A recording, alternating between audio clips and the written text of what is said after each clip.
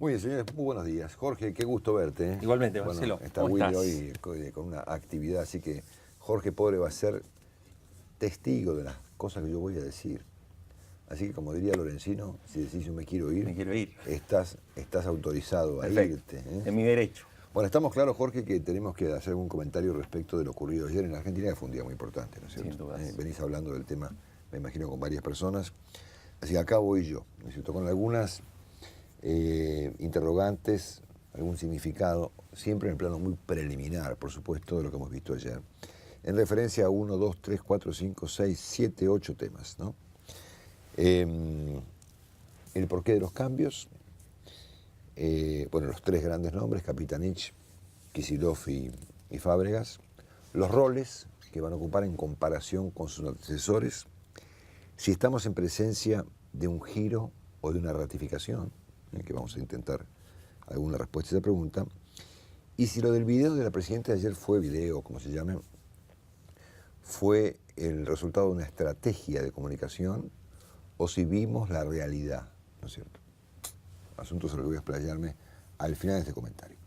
Bueno, respecto de los cambios, lo primero que a mí se me ocurrió pensar es que dije, che, a ver, algo debe andar bastante mal para que de un plumazo la presidenta modifique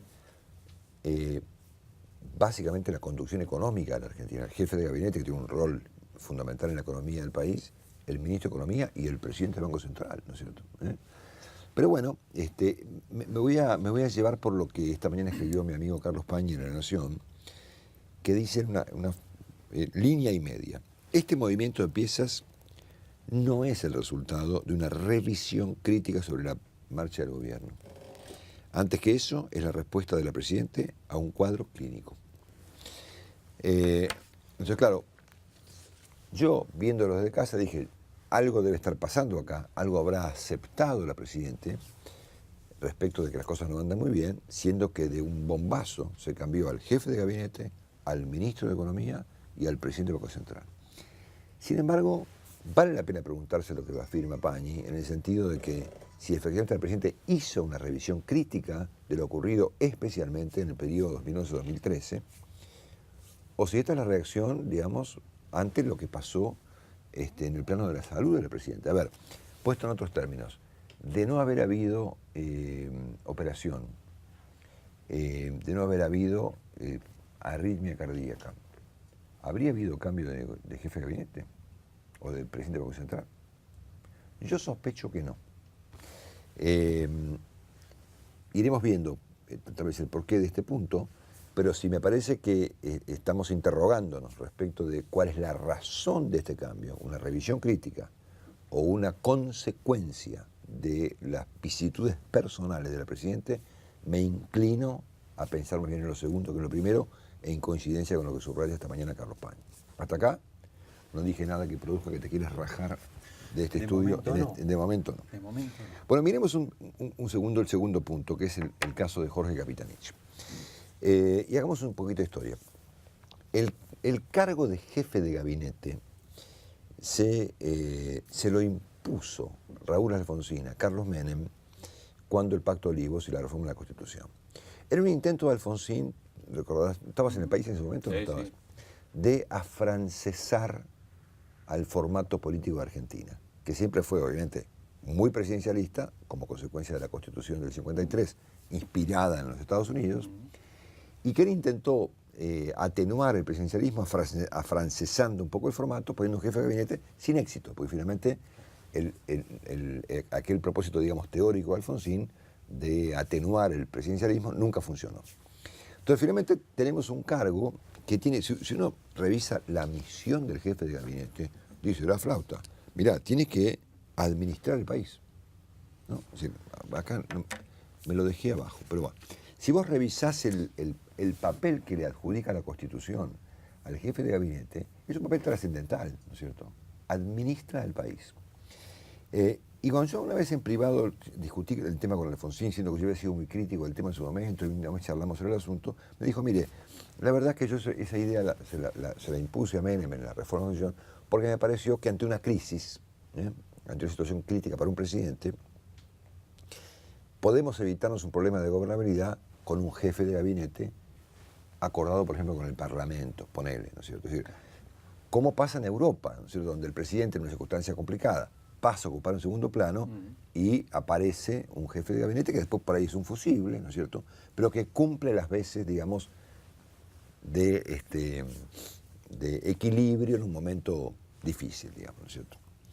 Entonces acá aparece un segundo interrogante muy interesante respecto de si por primera vez aquella idea de Alfonsín tiene algún sentido, ¿no es cierto? Porque hasta ahora, después vamos a revisar la lista de los 11 antecesores de Capitanich en el cargo, y ninguno de ellos cumplió el papel imaginado por Alfonsín, que era casi, no digo un presidente sustituto, pero de alguien que, ante una circunstancia complicada de un presidente, cumplía un papel, digamos, de consenso, digamos, acordado con el Parlamento, y que administraba el país con un presidente lastimado por circunstancias políticas, con baja en la credibilidad o como consecuencia de una derrota electoral de medio término, ¿no es cierto? Yo pensaba siempre que tal vez, bueno, si hubiera habido un gran jefe de gabinete ante el derrumbe de la Rúa, por ahí hubiéramos evitado una catástrofe, digamos, ¿no es cierto?, que no pasó.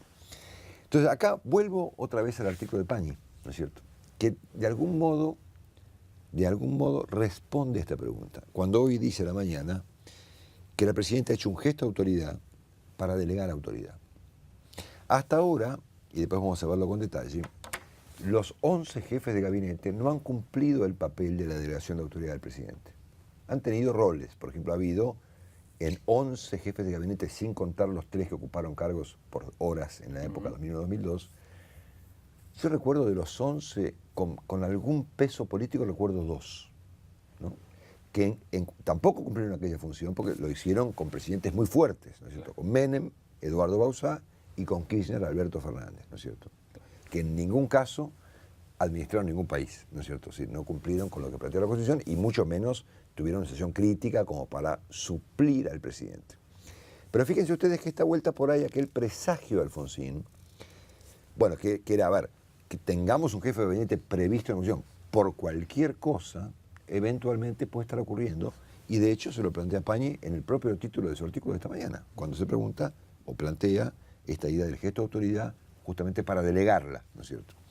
Así que aquí hay una primera consideración respecto a los cambios. No creo que haya una revisión crítica de los hechos. Segundo, eventualmente, pongámonos en el plano de las conjeturas, el rol de Capitanich puede ser más relevante que el de sus antecesores, especialmente, obviamente, del último. En cuanto a la figura de Axel Kicillof, a mí hay una idea que se me ocurrió que por ahí define el estado de cosas, ¿no? Kicillof va a tener que resolver lo que heredó de Axel Kicillof, ¿no? O sea, él recibe una pesada herencia de Axel Kicillof. ¿Cómo va a arreglar Kicillof lo que produjo Kicillof? No tengo la menor idea, ¿no es cierto? Pero estamos claros que el ministro de Economía recibe una herencia complicada, ni te cuento el del Banco Central. Vos sabés más de economía que yo por ahí, pero me resulta que tiene una agenda muy complicada en términos fiscales, en términos impositivos, en términos de economías regionales, de distorsión de precios, de... Comercio internacional. Estamos peleados con todo el mundo. Toti me dio media hora para hablar, así que no me alcanzaría la media hora para enumerar la agenda que recibe el señor Kicillof, creada por el señor Kicillof, ¿no es cierto? ¿No? Muchas de las cosas que pasan en la Argentina de hoy son consecuencia de sus propias ideas, ¿no es cierto? Ironía, digamos, pongámoslo así, una ironía de la vida, ¿no es cierto? Que le toque a Kicillof como ministro resolver lo que Kicillof hizo como viceministro, ¿verdad? Es insólito el asunto, pero bueno, efectivamente veremos cómo le va. Y en el caso del señor Fábregas, a quien yo no conozco, porque todo el mundo habla, viste que todo el mundo habla bien de Fernando, una cosa insólita, digamos, que todo el país hable bien de un tipo es una cosa que creo que no hemos visto en muchos años. Una persona que tiene 32 años de experiencia en un solo banco, que es el Banco Nación. Digamos, un burócrata, digamos, dicen que de mucha confianza. Pero en su currículum, ¿sabes que aparece que trabajó también para Visa, creo que como presidente de Visa Argentina? En su currículum aparece una serie de datos que lo ponen también en el sector privado. Tal vez como visas de los bancos, claro, otras exactamente. Bueno, al señor Fábregas le toca administrar lo que quedó del Banco Central. Porque si hay un ámbito que está despedazado en la Argentina 2011-2013, fue justamente aquello que tanto cuidó Kirchner, que fue el Banco Central, ¿no es cierto? Y hoy leía en un diario, en la etapa de un diario económico, el diario UBAE, que decía, bueno, Fábregas tiene la misión de blindar las reservas, ¿no es cierto? Y yo decía, wow, pobre misión la que le toca, porque por ahí deberían encargar que crezcan las reservas, porque obviamente lo que le pasó con el cepo cambiario del país es que la idea del cepo, que habrá sido una mezcla que si los Moreno, vayan a saber a quién se le ocurrió esa idea, lo que produjo fue justamente que las reservas sigan saliendo para no entrar $1 más, ¿verdad? Por lo tanto, me resulta que también tiene una cuestión muy paradójica, que es la de resolver un problema complicadísimo, ¿no es cierto? Que es que las reservas dejen de caer, no como consecuencia de ahorcar a las personas y a las empresas de la economía, sino que los dólares vengan, ¿no es cierto? Sí, aquí tenemos dos casos, digamos, bien complejos, digamos, de un ministro que hereda lo que él mismo hizo y de un presidente del central que hereda ha habido presidentes que han tenido momentos muy complicados, pero él hereda una tendencia muy complicada que hicimos, sobre la cual hicimos acá un dibujito el martes pasado con Willy, digamos. ¿Cuál es la tendencia? Te repito, me volví dibujante, te repito el dibujito. Muy bien. Todos tenemos las reservas en 32.000 millones, ¿no es cierto? Correcto. Dicen que son en rigor de verdad 20. Muy bien. 22, sí. Esas reservas vienen bajando y podemos imaginar, acá está la cámara que la puede tomar, que este punto, fin del 2014, serán 20, 18. Y los pesos vienen subiendo, ¿cierto? Claro. O sea, a Fábregas le va a tocar manejar este momento, donde haya a este ritmo mucho menos dólares y mucho más pesos. ¿Eh? O sea que le toca una operación muy complicada, hasta diría más complicada que la de Kicillof, si es que es un verdadero presidente del Banco Central. Me quiero detener un segundo en un quinto tema, además del sentido de los cambios, de Kapitanich, de Kicillof y de Fábregas, que es en los roles, ¿no es cierto? Entonces yo me fui a buscar en la historia reciente los antecesores de cada uno de los tres, de Kapitanich, de Kicillof y de Fábregas.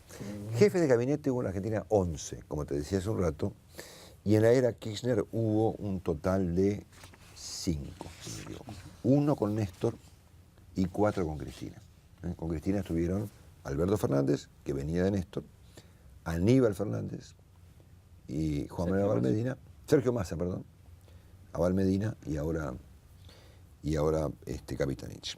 Ministros de Economía en la era Kirchner hubo 8. 3 con Néstor, 5 con Cristina. Y uno encuentra ahí una cosa muy paradójica, ¿no? El primer ministro de Economía de Cristina, Martín Lustó, debe ser el tipo más contrapuesto que hay al último ministro de Economía de Cristina, que es Kicillof, digamos, ¿no?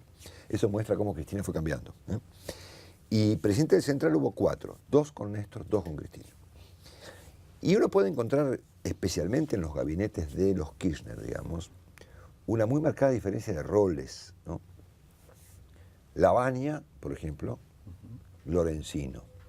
Ustedes piensen, por ejemplo, que en la lista de ministros de Economía de la época Kirchner encontramos, por ejemplo, a Felisa Micheli, quien sucedió a Roberto Lavagna, que fue un ministro de Economía. Mejor, peor, lo que vos quieras, pero fue un ministro, ¿no es cierto? Después vinieron los ministros como de ministros, digamos, de un rol trascendente a ministros de un rol completamente secundario. Y fueron varios secundarios después de Lavagna. Micheli y Peirano, ¿no es cierto? Después vino Martín Lustó, que intentó un rol secundario, un rol protagónico y no le funcionó, duró 4 meses, tuvo que ir. Y lo sucedieron un conjunto de ministros también secundarios, porque así fue el ministro Fernández, que le decían, ¿te acuerdan? Carlos Fernández, el mudo, me dijo Willy Bon, que le decían, ¿no? Bueno, después vino Boudou, que como ministro de Economía tampoco cumplió un papel relevante, y después vino Lorenzino, que obviamente, pobre, no cumplió ningún papel. Y ahora Kicillof. Y en el caso de los presidentes del Banco Central, después de Redrado y de Prat-Gay, o a la inversa, Prat-Gay y Redrado, vino Marco del Pont, ¿cierto? Que obviamente, seguramente será una gran economista desde el punto de vista de los industrialistas, de experta en la huilla, lo que vos quieras, pero de manejo del Banco Central estamos claros que perdió 12.000 palos de reservas en el último año, ¿no es cierto? Y la devaluación casi el 50%, porque ya recibió con 4 pesos y hoy vale 6. Entonces, acá la pregunta que yo me quiero formular, y entramos en temas hasta más relevantes, es, estos 3 personajes, Kapitanich, Kicillof y Fábregas, ¿vienen a ocupar el típico papel secundario de los ministros de los Kirchner, cuyo cuyo acto político más relevante puede ser, por ejemplo, el de renunciar, ¿eh? O van a intentar, o van a ocupar un papel más protagónico. No te digo, bueno, a ver, independientemente de las cuestiones ideológicas, o sea, más del tipo de Lavagna, más del tipo de Redrado, digamos, ¿eh? O más del tipo de lo que fue Alberto Fernández, si querés ponerlo así, en la época de Kirchner y Cristina. Y yo tiendo a pensar que en esta última perspectiva, que tenemos unas personas que vienen a ocupar unos papeles muy complicados, Capitanich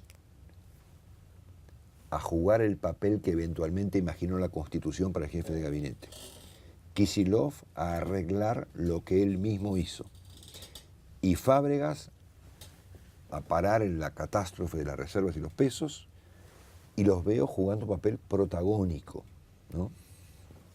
No, yo pensaba, por ejemplo, a ver, jefes de gabinete, en 11 jefes de gabinete hubo 2 protagónicos, Bauzá con Menem, después lo sucedió Rodríguez, de la gente que no se acuerda, digamos, y con Kirchner, Alberto Fernández, digamos. Entonces, Capitanich, ¿va a ser un Alberto Fernández o va a ser un Abal Medina? Y va a ser un Alberto Fernández, sin duda. Kicillof, ¿va a ser o va a intentar ser un ministro de la magnitud de Roberto Lavagna o va a ser de Carlos Fernández, alias El Mudo? Y no, va a ser Lavagna, ¿no es cierto? Para bien o para mal, no importa los efectos de este análisis, voy al rol, ¿no es cierto? Sí. Y en el caso de Fábregas, ¿va a ser un manso presidente del Central, avasallado por la política, como la señora Marcó del Pont, o va a intentar ser Pratgay, ¿no es cierto? O Redrado, de poner un poco de orden, ¿no es cierto? Me inclino a pensar entonces en esta segunda alternativa, digamos, de estos 3 nombres que van a jugar un papel protagónico, ¿no es cierto? ¿Eh? Hasta acá más o menos dije algo que te produzca que te quieras ir como Lorenzino. ¿Eh? Me gustaría hacer la otra mitad. Bueno, acá viene la parte más delicada. Muy bien. Bueno, muy bien. Esto es, a ver, una primer, digamos, sobrevuelo, digamos, respecto de lo que pasó ayer de golpe en Argentina. Muy bien. ¿Estamos frente a un cambio o estamos frente a una ratificación del rumbo? Y la verdad, Jorge, qué sé yo. Porque para saber si estamos frente a un cambio o una ratificación, hay que pensar en el presidente. A ver, ¿qué nos dijo ayer Cristina? ¿No es cierto?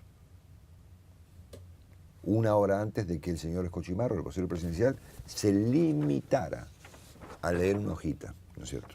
Bueno.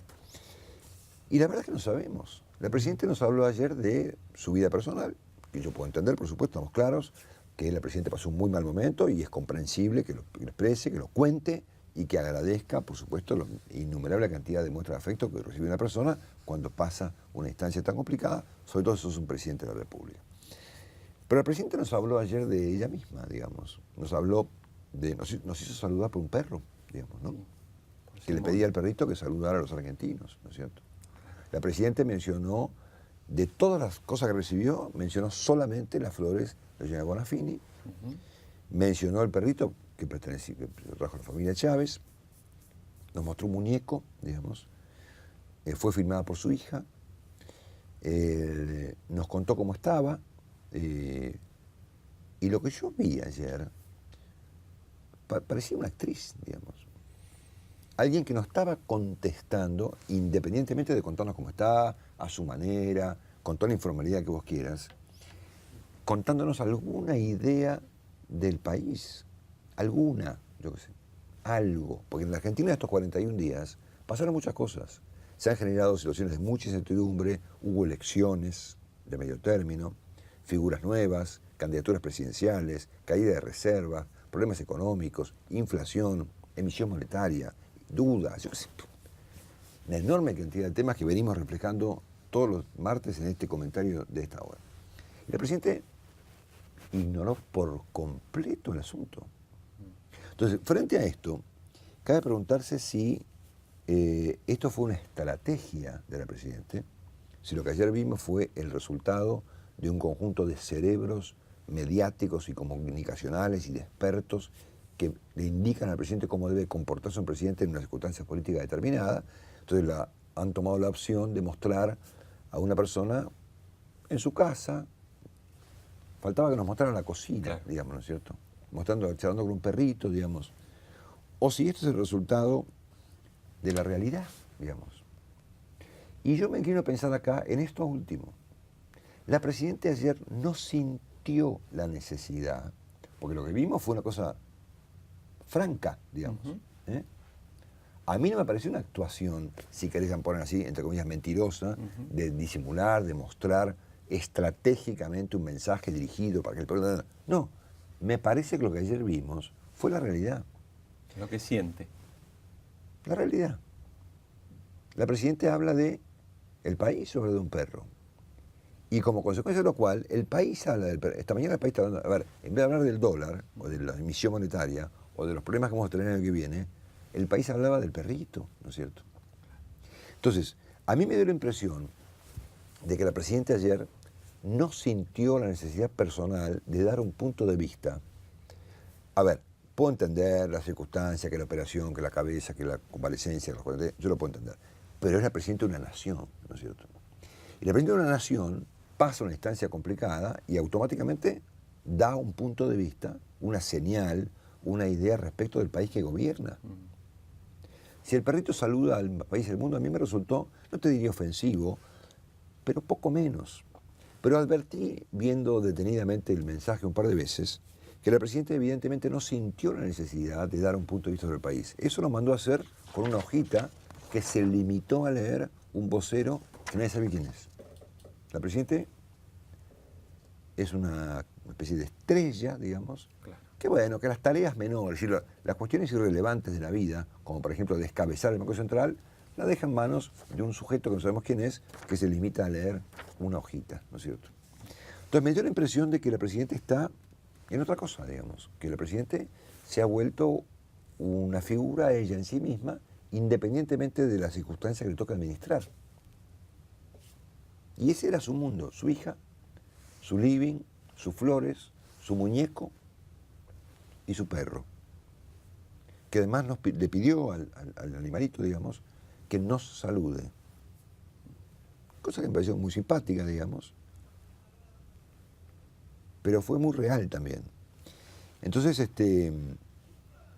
yo escuché esta mañana algunas personas, recién venía escuchando por la radio, analistas que analizaban que la estrategia comunicacional, que Obama hace lo mismo, que el Twitter, que las redes sociales, que primero... Yo digo, ¿esto fue estrategia? ¿O hemos visto ayer la realidad de la Argentina? Y me inclino a pensar, Jorge, para terminar, por esto último. Que ayer vimos la realidad. La presidenta, su perrito y su muñeco. Me quiero ir. Me quiero ir, Marcelo. Cumplí. Son las 12 menos cuarto, casi en punto. Será hasta el próximo martes. Gracias, Marcelo. Jorge. Buena semana para vos.